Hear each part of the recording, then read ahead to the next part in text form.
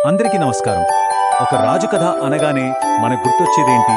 బహుశా అధికారం, పెద్ద సైన్యం, యుద్ధాలు కదా? కాని ఈరోజు మనం తెలుసుకోబోయే రాజు కథ వీటన్నిటికీ పూర్తి భిన్నం. ఈయన రాకడ చాలా నిశ్శబ్దంగా జరిగింది.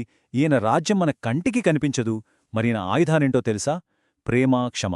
అప్పటి ప్రజల అంచనాల్ని పూర్తిగా తలకిందులు చేసిన ఆ రాజు కథను ఈరోజు కాస్త లోతుగా చూద్దాం. మరి ఇంత భిన్నమైన రాజును అసలు ఎలా పరిచయం చేస్తారు? మామూలుగా అయితే ఒక రాజు వంశం గురించో, ఆయనకున్న అధికారం, వైభవం గురించో గొప్పగా చెప్తారు. కాని ఈ రాజు పరిచయం మాత్రం చాలా విలక్షణంగా, ఆశ్చర్యకరంగా మొదలవుతుంది. ఇంతకీ ఆ పరిచయం ఎలా ఉందో చూద్దామా? ఈ మొత్తం కథను మనం ఒక 5 భాగాలుగా విడగొట్టుకుని చూద్దాం.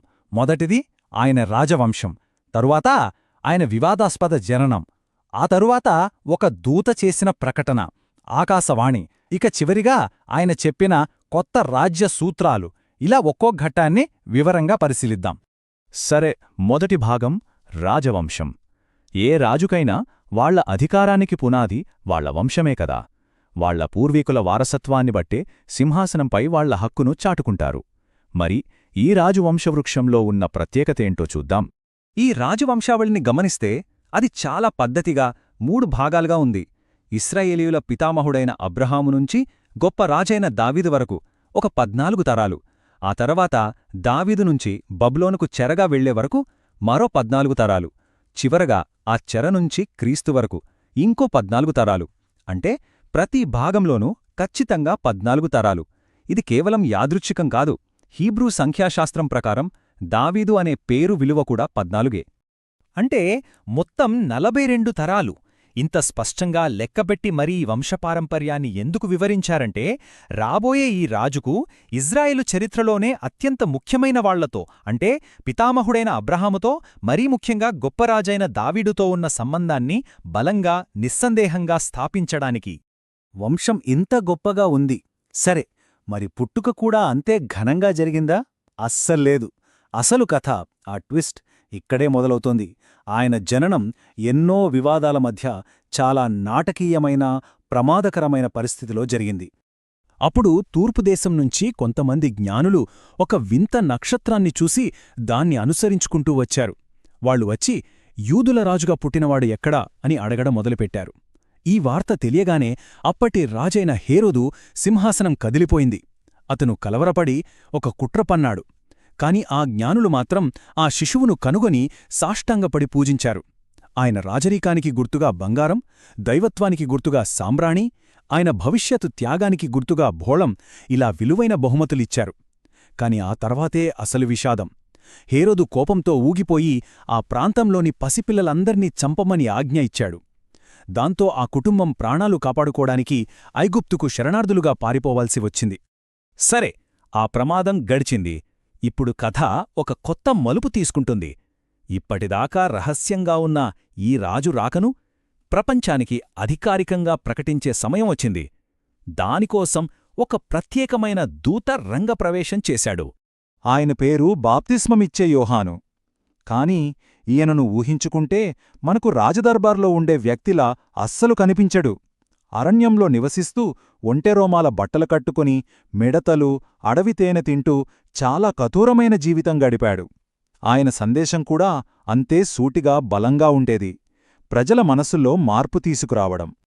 అరణ్యంలో ఆయన పిలుపు ఒక్కటే ప్రతిధ్వనించింది: మారుమనస్సు పొందుడి, పరలోకరాజ్యమూ సమీపించియున్నది.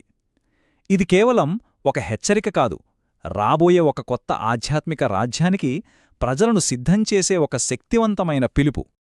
అయితే యోహాను తన పాత్ర ఏంటో చాలా స్పష్టంగా చెప్పాడు.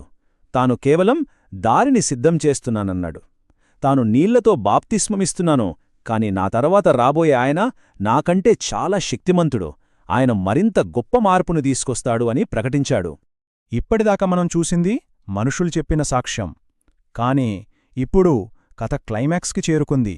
ఇది 4వ భాగం, ఆకాశవాణి. ఇక్కడ వచ్చే సాక్ష్యం నేరుగా దేవుని దగ్గరనుంచే. యేసు తన దగ్గరికి బాప్తిస్మం కోసం వచ్చినప్పుడు యోహానికి ఒక్కసారిగా మాటలు రాలేదు. షాక్ అయ్యాడు. ఎవరి రాక కోసం తను అరణ్యంలో అరుస్తున్నాడో ఆయనే తన ముందు నిలబడితే ఏంటిది నేనే నీ దగ్గర బాప్తిస్మం తీసుకోవాలి కదా, నువ్వొచ్చి నా దగ్గర తీసుకుంటానంటావేంటి అని ఆశ్చర్యంగా అంటాడు. దీన్ని బట్టి యోహాను వినయం, ఆ క్షణం యొక్క ప్రాముఖ్యత మనకు అర్థమవుతాయి. యేసు బాప్తిస్మం తీసుకుని నీళ్లల్లోంచి బయటికి రాగానే ఒక అద్భుతం జరిగింది. ఉన్నట్టుండి ఆకాశం తెరుచుకుంది. దేవుని ఆత్మ ఒక పావురంలాగా చాలా ప్రశాంతంగా, నెమ్మదిగా ఆయన మీదకు దిగివచ్చింది. భూమికి, ఆకాశానికి మధ్య ఒక అద్భుతమైన సంబంధం ఏర్పడిన క్షణమది. అంతేకాదు, ఆకాశం నుంచి ఒక గంభీరమైన స్వరం వినిపించింది. ఈయనే నా ప్రియకుమారుడు, ఈయనంటే నాకు చాలా ఇష్టం. ఇక దీనికి మించి రుజువు ఏం కావాలి? ఇది ఆయన గుర్తింపు మీద పడిన ఒక దైవిక స్టాంప్ లాంటిది. ఓకే, ఈ రాజు ఎవరో తెలిసింది. ఆయన అధికారం ఎక్కడ్నించో కూడా చూశాం. మరి ఆయన రాజ్యం ఎలా ఉంటుంది? ఆయన పాలనలో నియమాలేంటి? 5వ భాగంలోకి వెళ్దాం. ఇది పూర్తిగా వేరే రకమైన పాలన. భక్తి గురించి ఆయన ఏం చెప్పారంటే 2 దారులున్నాయి. ఒకటి తప్పుడు దారి, అంటే అందరూ చూడాలని దానాలు చేయడం, ప్రార్థనలు చేయడం, ఉపవాసాలు ఉండటం. దీనివల్ల వచ్చే రివార్డేంటి? జనమిచ్చే మెప్పుకోలు మాత్రమే. ఇక సరైన దారి ఏంటంటే ఇవన్నీ ఎవరికీ తెలియకుండా రహస్యంగా చేయడం. అప్పుడు ప్రతిఫలం మనుషుల నుంచి కాదు, నేరుగా దేవుని నుంచి వస్తుంది. అసలు పాయింట్ ఏంటంటే మనం ఏం చేస్తున్నామన్నది కాదు, ఎందుకు చేస్తున్నామన్నదే ముఖ్యం. డబ్బు, సంపద విషయంలో కూడా అంతే. మనం భూమి మీద దాచుకున్న డబ్బుని పురుగులు తినేయొచ్చు, తుప్పు పట్టేయొచ్చు, లేదా దొంగలైనా ఎత్తుకెళ్ళొచ్చు. కాని పరలోకంలో దాచుకున్న సంపదకు ఈ ప్రమాదాలేవీ ఉండవు. అది ఎప్పటికీ సేఫ్. అందుకే ఆయనంటారు, మీ డబ్బు ఎక్కడుంటే మీ మనసు కూడా అక్కడే ఉంటుంది అని. అందుకే ఆయన ఒక సూటి అయిన మాట చెప్పారు. ఎవ్వరూ 2 యజమానులకి ఒకేసారి పనిచేయలేరు. దేవునికి, డబ్బుకి ఒకేసారి సేవకులుగా ఉండటం అసాధ్యం. ఈ కొత్త రాజ్యంలో ఇదొక కీలకమైన సూత్రం. సరే, మనందరి జీవితాల్లో టెన్షన్స్, ఆందోళనలుంటాయి కదా. దానికి విరుగుడుగా ఆయన ఏం చెప్పారంటే, ఏం తినాలి, ఏం తాగాలి, ఏం కట్టుకోవాలి అని ఎక్కువగా ఆలోచించి దిగులుబడకండి. ఆకాశంలో ఎగిరే పక్షుల్ని చూడండి. అవి కష్టపడి పంట పండించవు గదా, అయినా వాటికి రోజు తిండి దొరుకుతుంది. పొలాల్లో పూసే పువ్వుల్ని చూడండి, ఎంత అందంగా ఉన్నాయో. మీ అవసరాలేంటో దేవుడికి మీకంటే బాగా తెలుసు. కాబట్టి మీరు చేయాల్సింది ఒకటే, ముందు ఆయన రాజ్యాన్ని, ఆయన చెప్పిన మంచి మార్గాన్ని వెతకండి. అప్పుడు మీకు కావలసినవన్నీ అవే వస్తాయి. సో ఇదంతా చూశాక మనకి ఏమర్థమవుతోంది? ఒకవైపు ఏమో ఆయన ఒక రాజవంశంలో పుట్టిన రాజు అని పరిచయం చేశారు.